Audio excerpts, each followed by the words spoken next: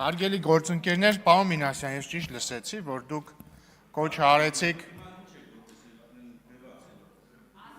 նիստը վարողի իրավունքով։ Ո՞ր վարողը։ Ո՞ր վարողը։ Ո՞ր վարողը, պարոն Մինասյան։ Ես չեմ եղել այդ նիստին, ես չգիտեմ դուք ինչ եք ասում։ Ես նիստը վարողի իրավունքով հիմա ելույթ եմ ունենում եւ այս նիստը սկիզբ է առել այսօր առավոտյան ժամը 10-ին։ Պարոն Մինասյանը կոչ է անում մեզ դիտարկել այն վարկածը, ըստ որի հոկտեմբերի 27-ը կազմակերպել է թուրք-ադրբեջանական տանդեմը։ Ես ճիշտ եմ հասկանում, որ պարոն Մինասյանը կոչ է անում դիտարկել այն վարկածը, ըստ որի թուրք-ադրբեջանական տանդեմը Ռոբերտ Քոչարյանին Հայաստանում տրվել է անսահմանափակ իշխանություն։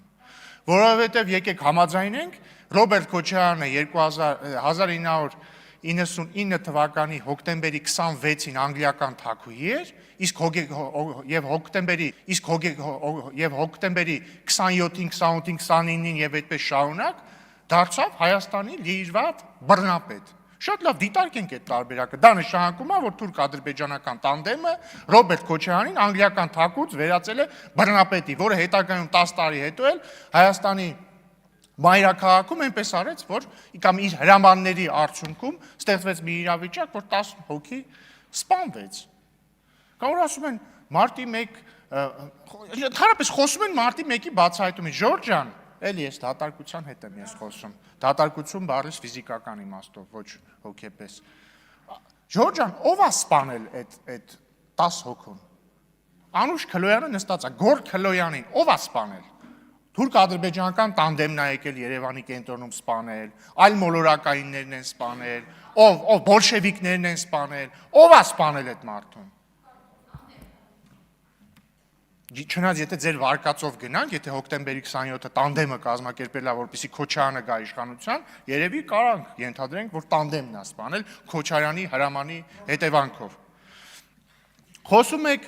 Ղարաբաղը հայկական լինելուց։ Ղարաբաղը հայկական էր մինչև 2023 թվականի սեպտեմբերը, երբ որ դուք իշխանությունը վերցրեցիք Ղարաբաղում, ձեր դրածոյին դրեցիք ընդ նախագահ, ու դրանից մի քանի օր հետո ինքը լուծարման փաստաթուղթ ստորագրեց, ու մարդիկ դուրս եկան Ղարաբաղից ձեր գործողությունների արդյունքում։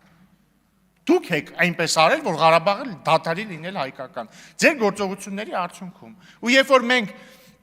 դրան նախորդող տարիներին խոսում էինք հնարավոր լուծումների մասին, ոչ թե ձեր հեքիաթների մասին, այլ հնարավոր լուծումների մասին, այնպես անել, որ մարդիկ մնան այնտեղ, շարունակեն ապրել իրենց հայրենիքում, դուք մեզ անվանում եք դավաճան, թրքասեր, չգիտեմ, ադրբեջանասեր, պարոն Մինասյանը էլ ինչ բնորոշիչներ օգտագործեց են հին դաշնակցական պլաստինկայի համեմատ, էլի, թրքասեր, դավաճաններ, եսի միջեր եւ այլն։ Այդ դուք դա մեզ ասելով եք զբաղված, երբ որ մենք ասում ենք Ժորժ ջան, եկեք իրենց անենք, այս մարդիկ կարողանան շարունակել ապրել Ղարաբաղում։ Դուք ասում եք, չէ, այդ դավաճաններ, ո՞նց եք հանդգնում չխոսել նրա մասին, որ 7 շրջանները պետք է շարունակեն լինել Լեռնային Ղարաբաղի մաս, որովհետև դա սահմանադրության մաս է Լեռնային Ղարաբաղի։ Կամ ասում եք, այդ դավաճաններ, ոնց է դուք անկախությունից չեք խոսում Ղարաբաղի։ Արդյունքում ինչ ա եղել։ Հիմա դուք եկել ստեղ ձեր դաշնակցական բնավորության համաձայն լացուկոց եք դրել, ասում եք վերադարձի իրավունք, չէ, մենք այլ հարց չենք դնում, վերադարձի իրավունք, այդ ձեր ցավը տամ, այդ մարդիկ ընդեղ էին, վերադարձի կարիք չկար, ինչ եք մենք մեզ դավաճան ասում, երբ որ մենք փորձում ենք նենց անենք, որ այդ մարդիկ մնան այդտեղ։ Դե ես հարցի պատասխանը գիտեմ ինչի, այդ հարցի պատասխանը գրված է 004 շրջաբերականում,